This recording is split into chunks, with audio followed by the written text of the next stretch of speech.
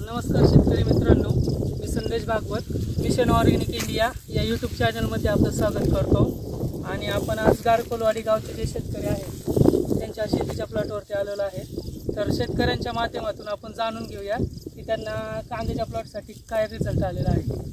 दादा, तुमचं नाव काय आहे? कामदार मल्ला। तुमचं गाव गारकोलवाडी। बरं, ह्या कांद्याच्या प्लॉटसाठी आपण सुरुवातीला आता कुठले प्रॉडक्ट वापरले होते? सुरुवातीला RPS 76 आणि सॉइल गार्ड पाण्यातून सोडलं होतं। त्याच्यानंतर आपण बॅक्टेरिया किट वापरलं। हां, बॅक्टेरिया किट वापरलं। त्याच्यानंतर खताच्या डोसमध्ये प्रोमच्या बॅग होत्या। प्रोमची बॅग होती। रिझल्ट त्याच्यानंतर आता समजा तुम्ही सुरुवातीला जी आपण सुरुवातीला एक ट्रीटमेंट सुरू केली त्यावेळेस खत औषधं वापरल्यानंतर तुम्हाला काय रिझल्ट आला? ज्यावेळेस RPS 76 सोडलं त्यावेळेस मुळांची वाढ, जो कांद्यावरती पीळ पडला होता कांद्याला, तो पीळ एकदम असा कांदे एकदम व्यवस्थित सरळ झाले आणि साईज वगैरे चांगले।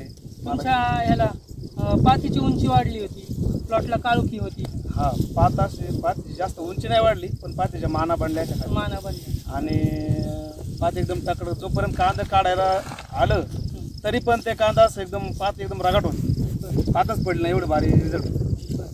त्याच्यानंतर आता शेतकरी मित्रांसाठी काय सांगाल की बाबा हे सेंद्रिय खतं जे औषधं जे आहेत तर ते शेतकरी मित्रांनी वापरले पाहिजेत? नक्कीच जरूर वापरले पाहिजे, रिझल्ट चांगला आहे। शिवाय थोडंसं आर्थिकदृष्ट्या बी परवडण्यासारखं बी आहे। कांद्याचे कलर, शायनिंग, साईज सगळ्या गोष्टी चांगल्या आहे, रिझल्ट चांगला आहे। मार्केटचा काय अंदाज? काय मार्केट आता चांगलं आहे, तरी पण माझ्या हिशोबाने 50-55 रेंजपर्यंत खपला पाहिजे असं माल आहे। आपलं संपूर्ण क्षेत्र आता कांद्याचं किती होतं सगळं?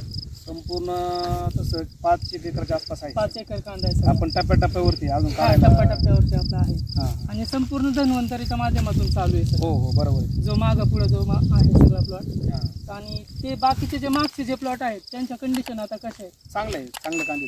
हो, चांगले कांदे। तुम्ही समाधानी आहेत का खत औषधं वापरल्यानंतर? नक्कीच, जरूर, नक्कीच।